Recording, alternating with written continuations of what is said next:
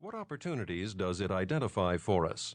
What changes in goals, strategies, policies, structure might it point to? We then discuss our respective answers at one of our management meetings. And 6 months later, we discuss the same answers again to see what actions we have actually taken and how they have worked out, but also what actions we should have taken and might still undertake.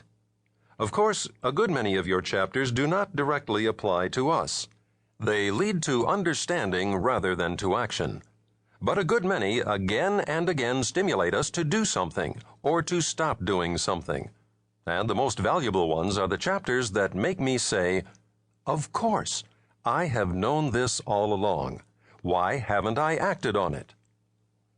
The chapters in this book cover a wide range of topics, and they were written over a 5-year period. The individual chapters were not planned to fill a spot on an outline sketched out 5 years ago, but each was most definitely designed from the beginning to address one of the dimensions of the executive's world: the economy and economics, people, management, organization, both outside and inside the executive's particular enterprise. In addition, each chapter was planned from the beginning to achieve 2 purposes. 1. To explain to executives immersed in the demands of their own tasks and their own enterprise to understand the rapidly changing world in which they work and produce results. The other was to stimulate them to action and to provide tools for effective action. The executive's world has been turbulent for as long as I can remember. I started work 2 years before the 1929 crash.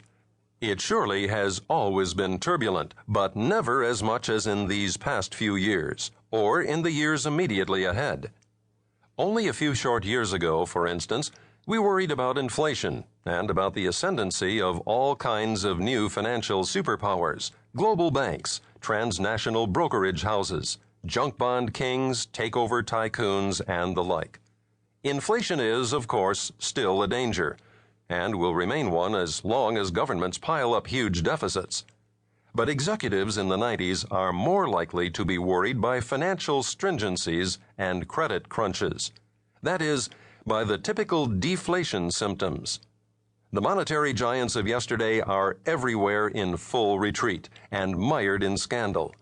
The international economy of 1992 also bears almost no resemblance to that of 1980 or 1981, when Japan still ran a trade deficit, the European Economic Community was still pie in the sky, and lending billions to Brazilian generals still seemed to be the truly conservative thing to do.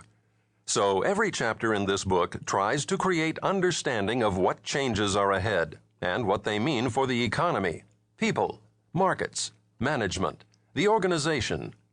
Every one of the chapters tries to create the understanding the executive needs to manage for tomorrow rather than for yesterday. But every chapter was also designed from the beginning to stimulate action, to identify new opportunities, to point out areas where changes in process and product, policies, markets, and structure might be needed, where and what to do, and where and what to stop doing. The 5 years during which the chapters of this book were being written were years of unprecedented political upheaval. The earliest chapter in this book was written in August 1986.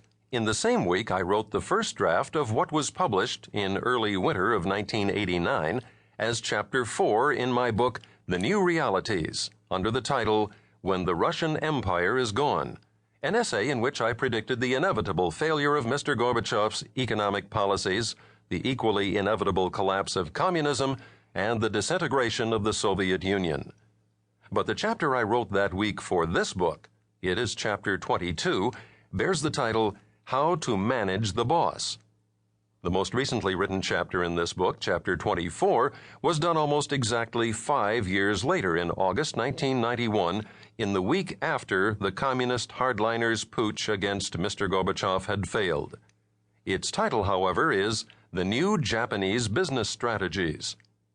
This book, in other words, focuses on executives in their organizations and in their work.